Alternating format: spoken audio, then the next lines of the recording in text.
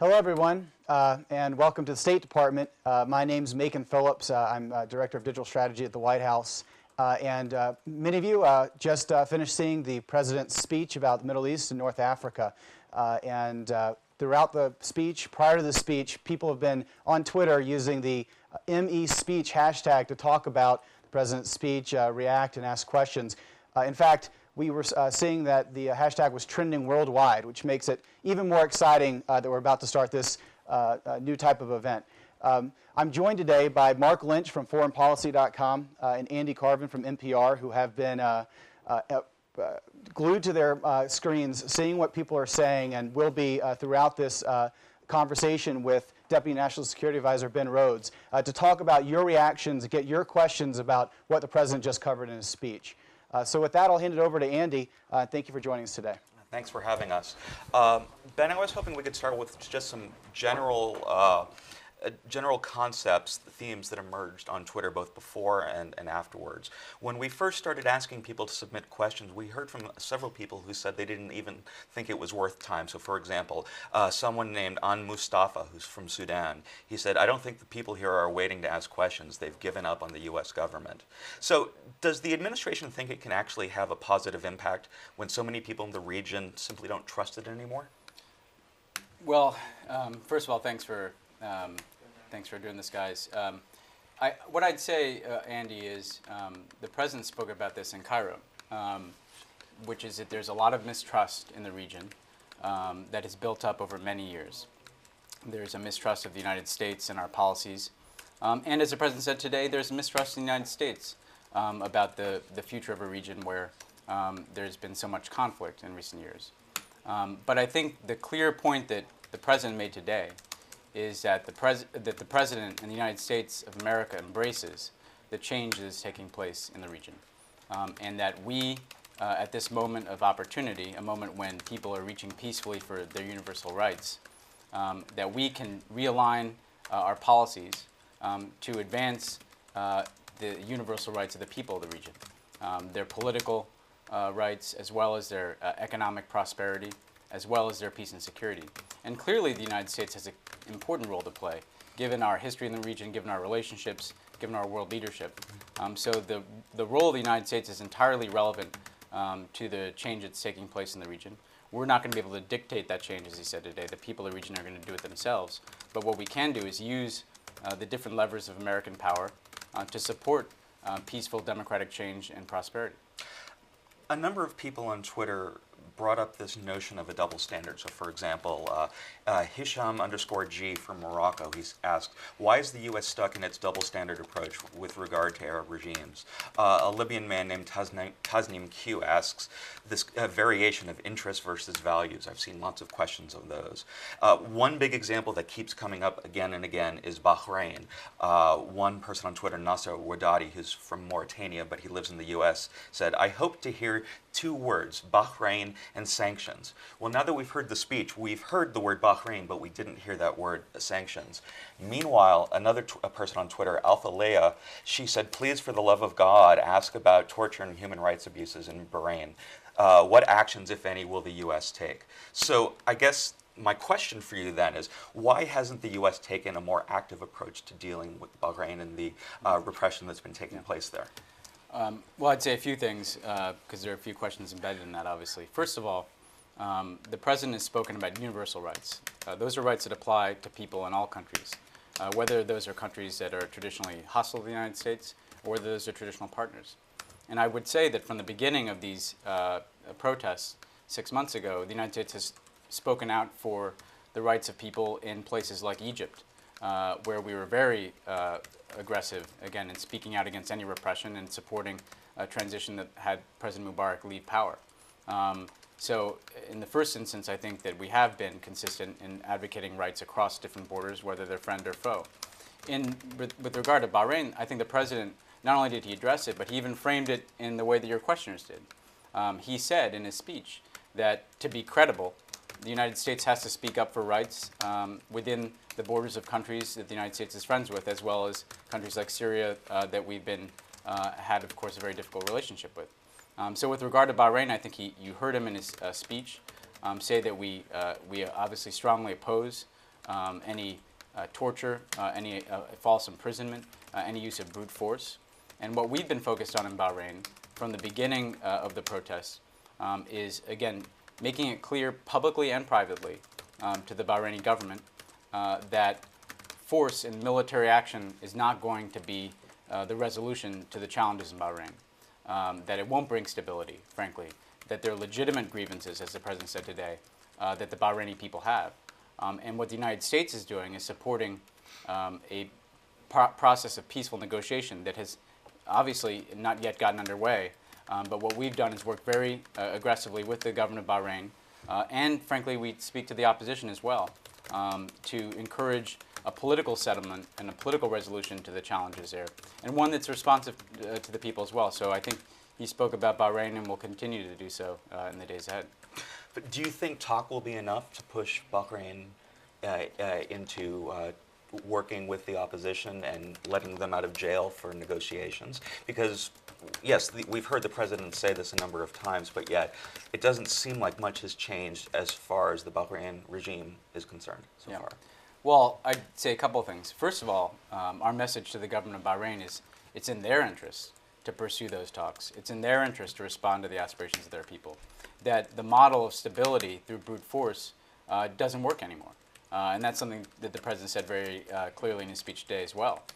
So in the first instance, we believe it's in the interest of the Bahraini government and the Bahraini people for there to be a political process, a process of negotiation, and a process that's responsive to the people of Bahrain. And similarly, that process can go forward if you're imprisoning members of the opposition. Now, as in every country in the region, the United States can't dictate an outcome.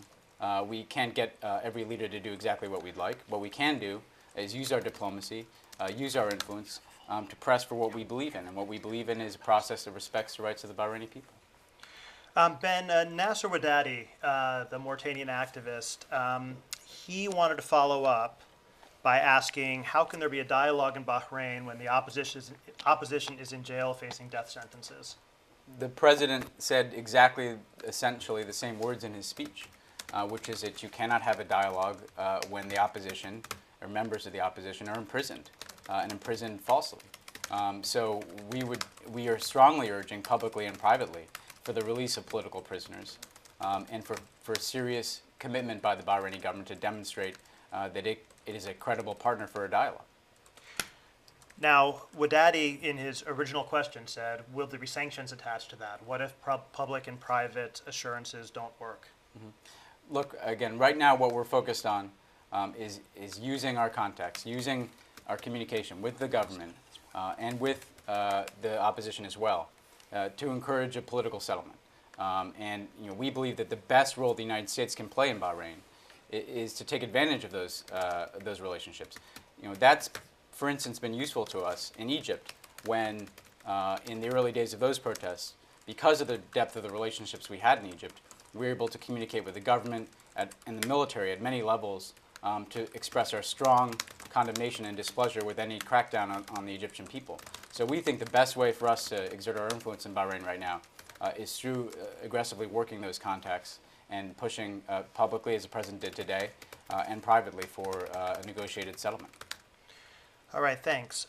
We want to move to another topic, which is something which has been all over Twitter, and a major part of Twitter, and which was touched on in the speech in some ways, but not in others, and that's the question of how the administration thinks about Palestinian protest movements and the like. And so the question that I'm retweeting is from an academic based in Lebanon, and it's very blunt. He says, when Israel kills demonstrators, is that the same as when Syria or Libya does the same? Look, of course, whenever somebody is killed who is exercising their peaceful rights, it's something that the United States opposes, wherever it is.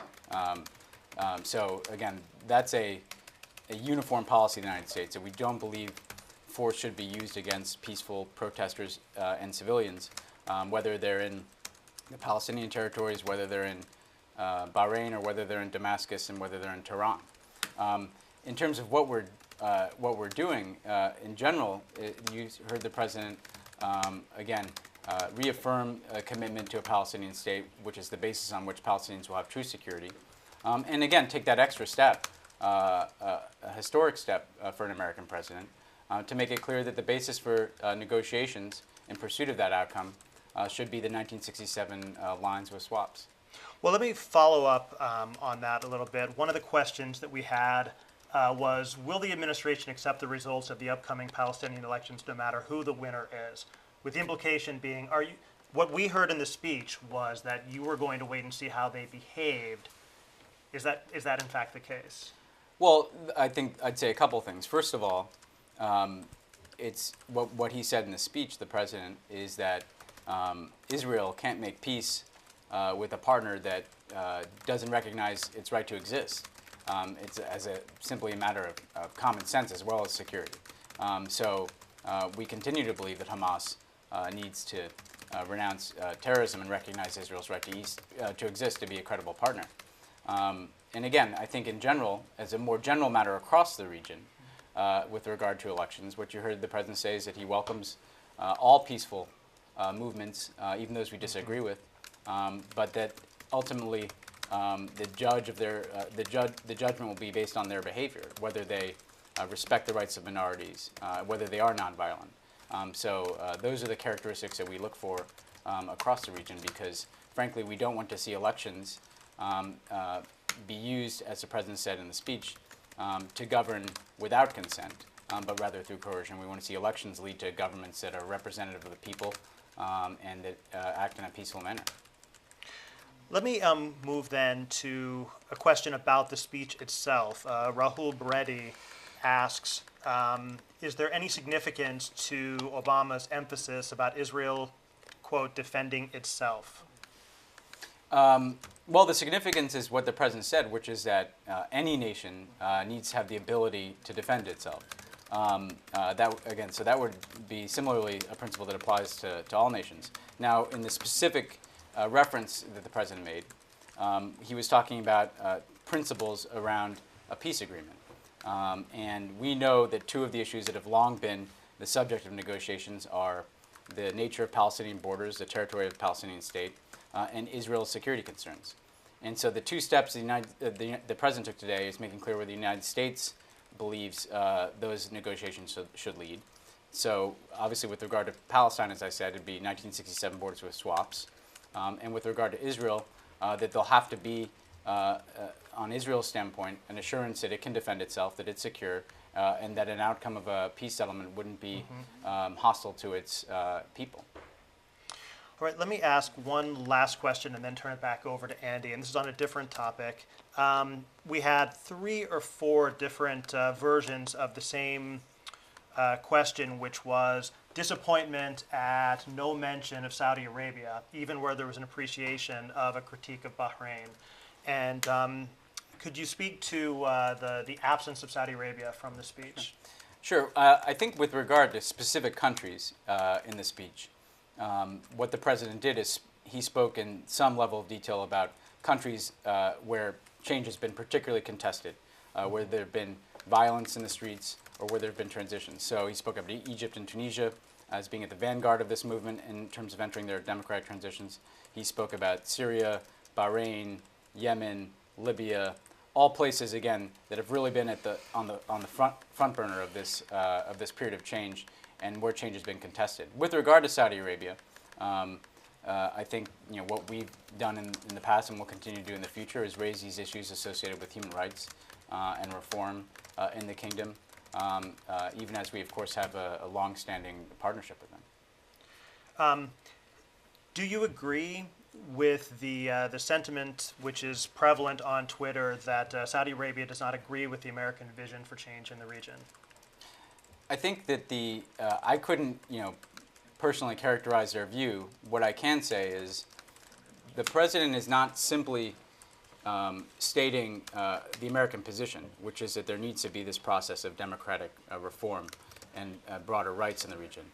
But he's also saying, as a matter of fact, that stability is not going to come from the old ways of doing things. That stability is going to come from this process of respect for rights and a process of reform.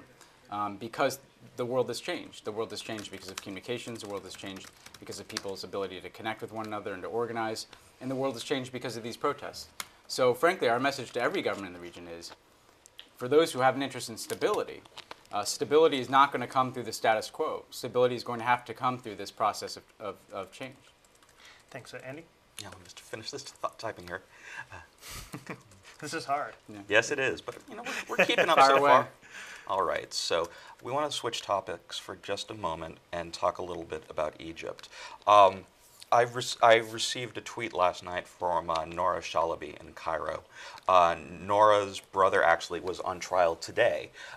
He was one of the many protesters that were arrested several days ago in front of the Israeli embassy. In his particular case, he was lucky. He was found not guilty, but others probably won't find that same fate. And so Nora's question is, if the U.S. is trying to be supportive of Egypt, why are they tolerating the army detaining peaceful protesters and trying them militarily? Well, I'm not familiar with the specifics of the case. What I will say is that at every juncture, our communication to the Egyptian military and the Egyptian government has underscored the importance of respecting the rights of its people, including the right of peaceful protest. And again, as I said, this was something we were communicating on a daily basis, more than daily, hourly basis, at some points through the height of the protests before President Mubarak stepped aside. And it's certainly something we'll continue to communicate. And I think, the President said there's great hope in Egypt, but there's also things to be concerned about. The sectarian violence that's taken place in Egypt is, I know, of great concern to many Egyptians. And it's a concern to us, too, which is why the President went out of his way to speak about the Coptic Christians and their right to worship. So that will continue to be our posture going forward, that we want to see positive change, one that, again, respects these basic rights, including the right to protest, and one that, again, leads to an inclusive Egypt. And frankly, I think that's where the majority of the Egyptian people are, as they've been very concerned, as I said, about both the sectarian violence and any threat to their democratic revolution. But what specifically about military trials? For a lot of people, whether they participated in the revolution or they're outside observers, it does seem a little strange, if not quite hypocritical, that after all the effort they made to conduct this revolution, they find these same protesters being put on trial militarily, which frankly might not be that different from what might have happened under Mubarak. Yeah. Well, I'd just say a couple of things. First of all, we have a strong commitment to the equal administration of justice and confidence in the rule of law. And we've been pressing on these issues in Egypt since before the protests, with our opposition to the emergency law and other measures. So we'd obviously like to see a system that is respectful of the rule of law and it has a process that the people can have confidence in. Our hope and expectation and what we'll work for over time is as Egypt continues down its democratic path, as there is an election and then a democratically elected government in Egypt, that it governs with respect for the rights of its citizens and respect for the equal administration of justice. I've got one last question for you regarding Egypt, and this is from a Twitter user who goes by the name of Dualism. His real name is Adel Abdul Ghaffar. And his question is, will the U.S. support upcoming election results regardless of who wins? Yes, absolutely. And again, you saw the president say very clearly in his speech today that we respect the right of everybody to participate in the political process, including people that we've had strong disagreements with in the past. And that therefore, we will embrace relations with inclusive and democratic governments. Again, provided that those governments do continue to respect the rights of their people and they don't repress minority rights and they don't stand in the way of the type of democratic change that the Egyptian people would like to see.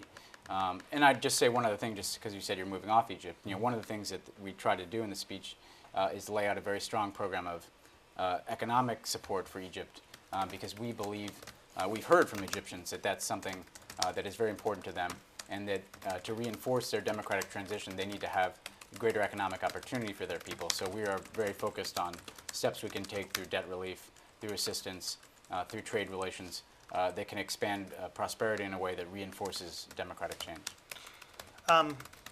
You mentioned that you hear from Egyptians themselves that economic change is what they want. And over the last few days, there's been a controversy, a Twitter controversy about Wael Ghanem, who the president mentioned obliquely in the speech. And Wael Ghanem said basically that the revolution should focus on economic growth and economic development and set aside protesting for a while. And it set off quite a storm in the Egyptian blogosphere. And I guess the question is, do you think that that Egyptians will be receptive to that message, given their response to Wael? Well, what we think is that the two are mutually reinforcing. That from the very beginning, people protest because of a lack of political rights, people protest because of a lack of economic opportunity. And those things are interrelated, because part of the reason that people don't have opportunity is it's concentrated in the hands of the few. There's been great corruption in Egypt. So in the first instance, the protests were driven by both political and economic concerns.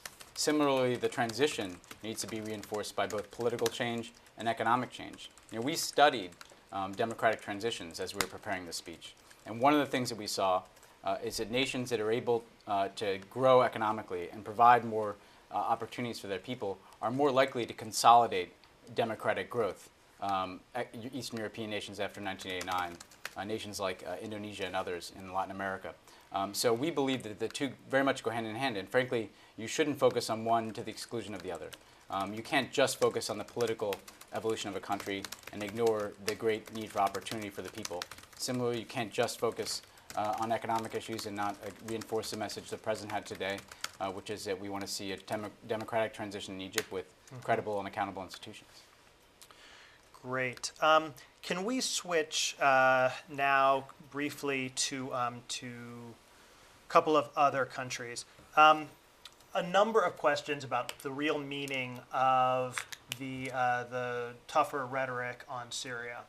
And so I guess to sum up 5 or 6 different tweets, suppose that Assad does not take the opportunity and reform. What follows from that? Yeah.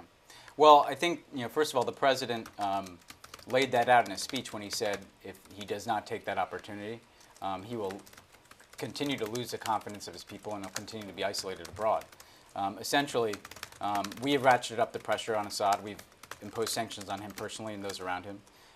And the steps that they would need to take in order to demonstrate, as the president said, a commitment to democratic reform are clear: releasing political prisoners, stop brutalizing people, allow human rights monitors, and start a meaningful and serious change towards democracy in Syria.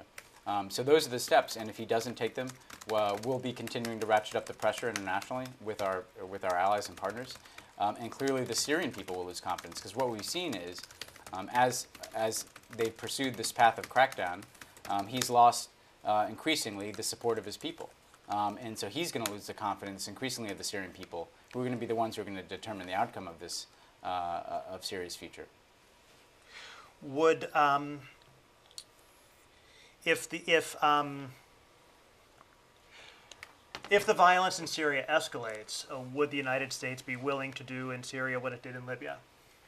Well, I think that you can't, one of the things we've seen, and it's important to keep in mind, is you can't expect that the exact same tools are going to apply in different countries. In Libya, it was a very specific circumstance where we knew that there was an imminent massacre. There was literally an armed force advancing on a city, Benghazi, had a siege on a city, Misrata, and was advancing on a number of other population centers. We had a call from the Libyan people for intervention. We had an international coalition ready to act. And by taking action at the time that we did, we were able to stop that in its tracks and save thousands of lives and create some space for the Libyan people to organize. That doesn't mean we're going to be able to replicate those unique circumstances in every other country. So in Syria, what we're focused on right now is bringing all the tools to bear that we can to pressure the Assad regime, to amplify those tools by working with partners, and by continuing to make clear the types of things that we expect the Assad regime to do if it's going to be responsive to its people. Okay, great. Let me ask one more before I turn it back over to Andy, which is then how does that apply in Yemen? Why are we currently seeing sanctions on Syria but not on Saleh's government? Well, I think again, in each country, you make a calculation about what can have the best impact, and we believe that sanctions were important to send a signal to the Syrian regime that we're going to be ratcheting it up, and that sanctions themselves could have a bite on the Syrian government. In Yemen, and the President reiterated it today in his speech, we've been very clear that we think there needs to be a transition, that it needs to begin. President Saleh had said that he would step aside for the sake of his people, and he hasn't done that yet. So we've been supportive of that transition beginning. We've been supportive of the GCC initiative. We're very disappointed that President Saleh has not yet followed through on his own commitment. And we're communicating that very clearly directly to him. John Brennan spoke to him yesterday to deliver that message. So we believe, again, that the outline is in place in Yemen for a transition. And what we're focusing our effort on with the GCC as well is getting President Saleh to follow through on his own commitment. Do you believe that drone strikes in Yemen make this easier or harder to bring about this transition?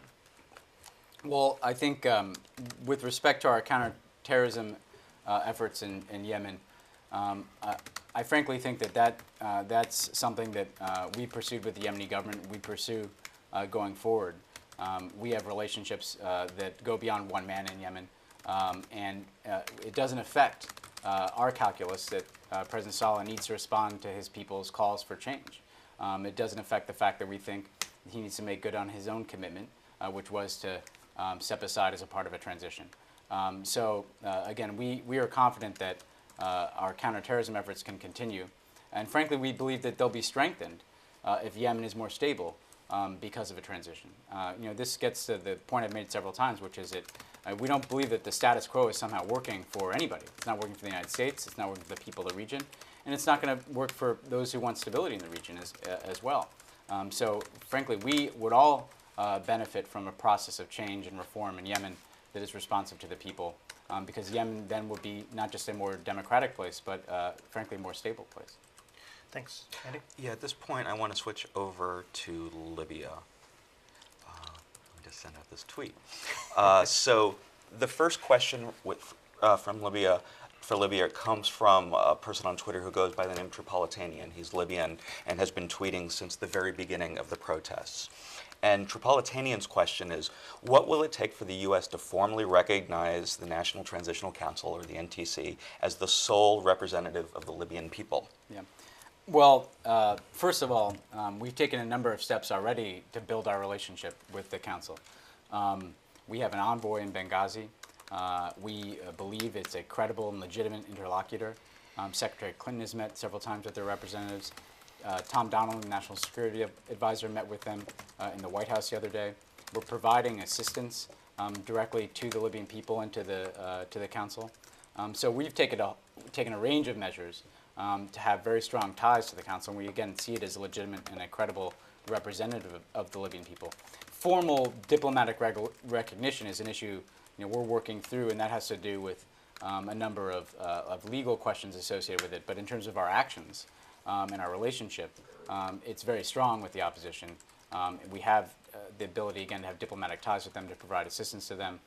So we're very confident that we have a deepening relationship with the Council, and we're going to continue to pursue that relationship. Is there any more you can say about some of those legal hurdles that need to be dealt with? In other words, is this essentially, it's going to happen when it happens, and it's only legal issues that are blocking it now? Is it our intention to recognize them as soon as those legal hurdles are dealt with? Well, I'd say two things. One, I'm no expert on those particular issues, but I do think that the actions of the United States send a message, and recognizing them as a credible representative and legitimate representative of the Libyan people, doing the things I spoke about with assistance and diplomatic ties, sends essentially a message that we're engaging with them as a representative of Libyans. In terms of the exact timeline for additional steps, part of that depends on events in Libya and whether we can hasten the exit of Gaddafi through our efforts and what type of transition emerges from that. So it's something we're looking at, but again, we believe that we're quite confident in our relationship with the Council, and I think the Council has appreciated the support and assistance of the United States. So are you saying here that recognition of the National Transitional Council would not occur before Gaddafi leaving or surrendering? I'm not ruling it out. I'm not saying it's going to happen either. What we've been focused on is, again, building that relationship with the council, doing all the things that we would normally do with an interlocutor in another country, providing, frankly, a substantial amount of support to the Libyan people, both through our military action, our support for the coalition, and our direct assistance. But we'll continue to work this particular issue as we go forward. I've got a couple of quick ones here. This is essentially a follow-up question from Mariam Adarat, who is Libyan. She goes by the name Mustafa 78. She wants to know how the U.S. exactly will expand its role in Libya to deliver what she calls the final blow to the Gaddafi regime. Yeah. Well, first of all, we've done a number of things. We, the United States, provided a lot of the military effort on the front end to stop the Gaddafi regime in its tracks and to substantially degrade his forces.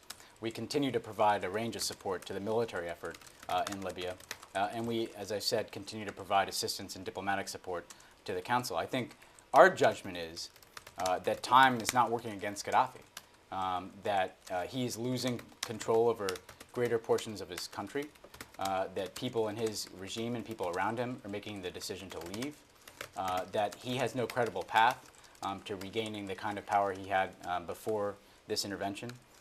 So we're essentially tightening the squeeze.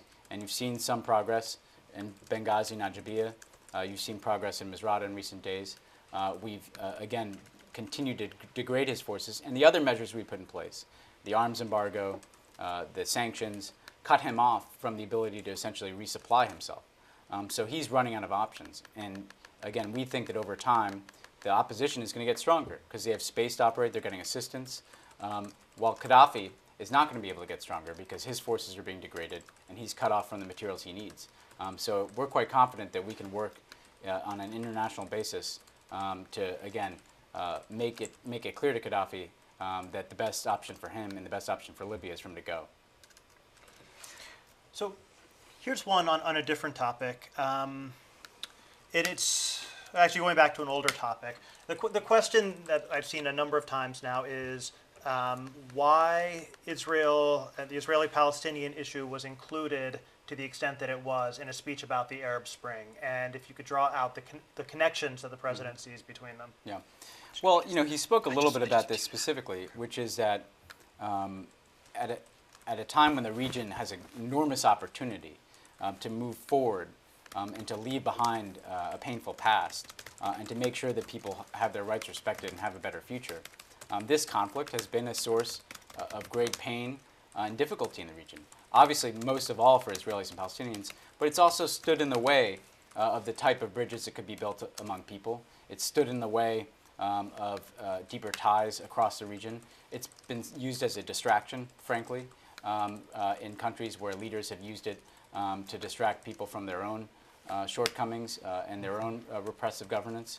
So we believe that at a time when we're looking to the type of future that we want to see in the Arab world and in the region, that the resolution of this conflict would unlock a lot of potential.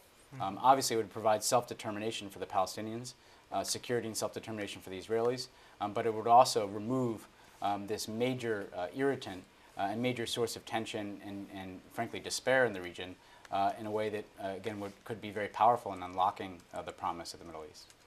Great, thanks. On a totally different topic, how does the White House avoid another Iraq disaster by picking and choosing which revolutionaries to back?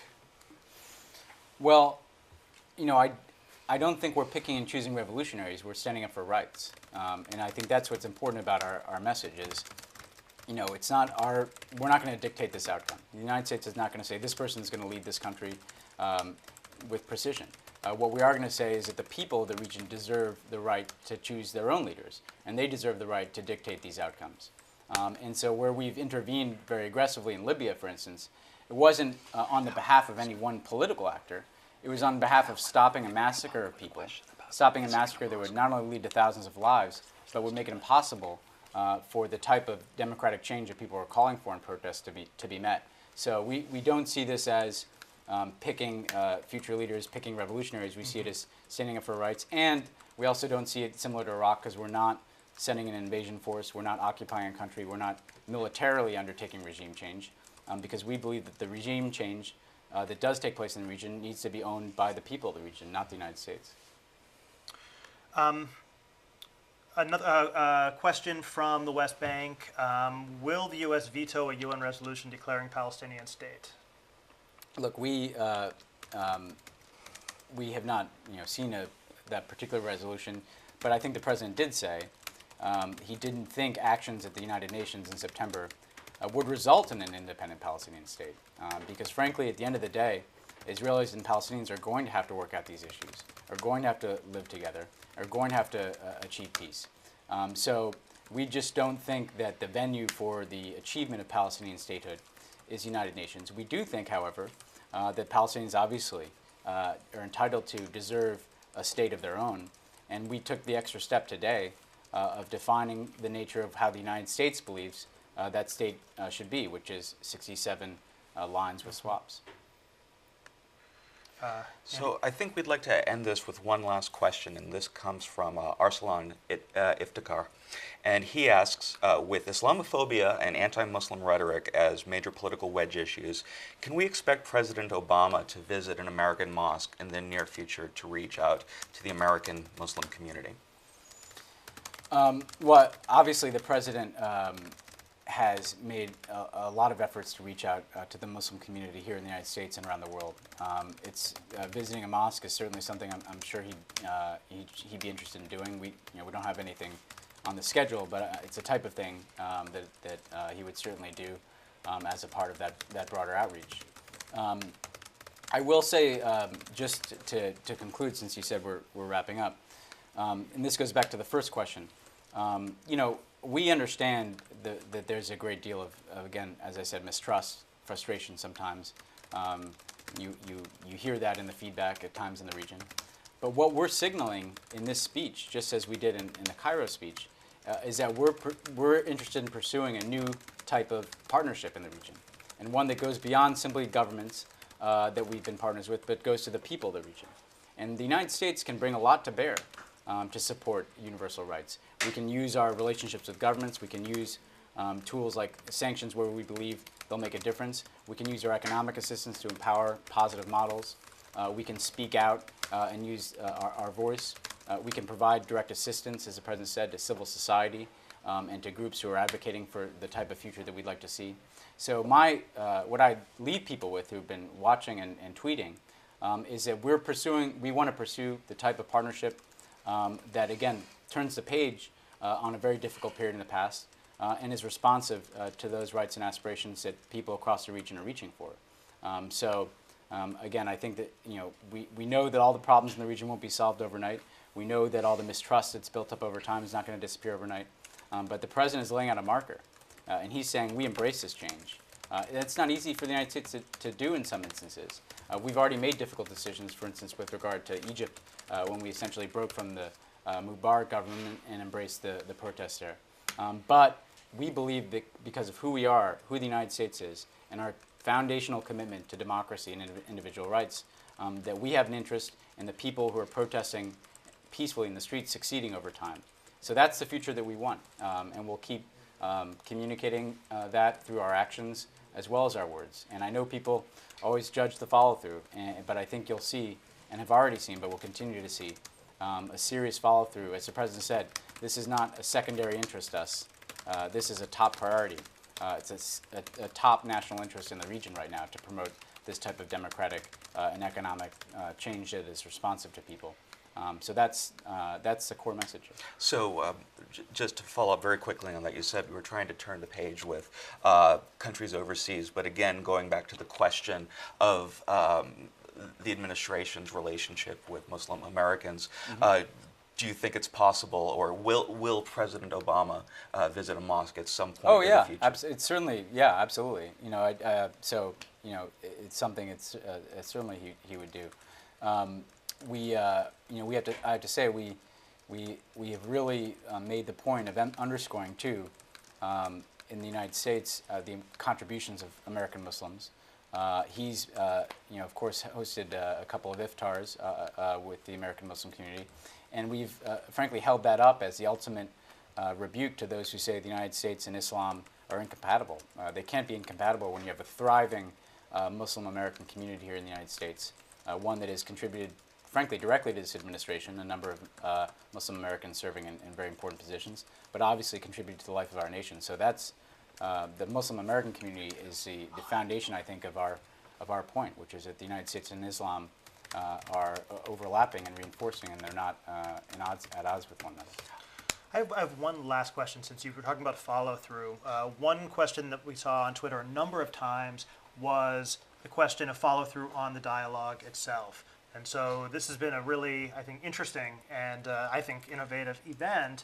But people wanted to know, well, then what follows from that? Is there a way to maintain ongoing dialogue with the administration, with the United States, and to have their voices heard? Yeah, I'd say a number of things about that.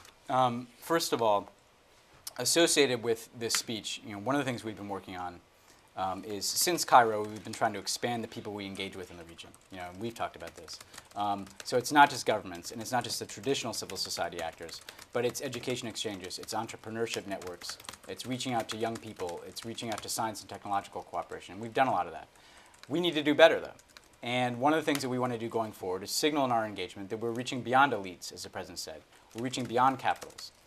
We want to open the doors of our embassies and consulates. We want to increase the type of civil society actors we're engaging with. We want to use technology, frankly, as the president said, to listen to people directly, to get this type of feedback, even if it's things that are uncomfortable for us to hear at times.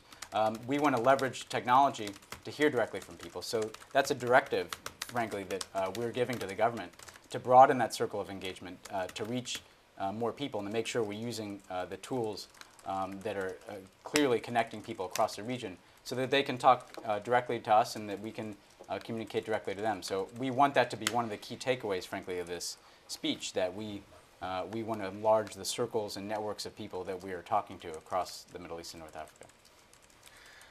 All right, thanks, Ben. I think I'm going to go, Yeah. I think soak my fingers in ice now. I think that's time for us to rest our fingers. Yeah. And Ben, thanks for taking No the time problem. to join us. Happy to be here. Thank you. Thanks, Thanks, guys. Ben.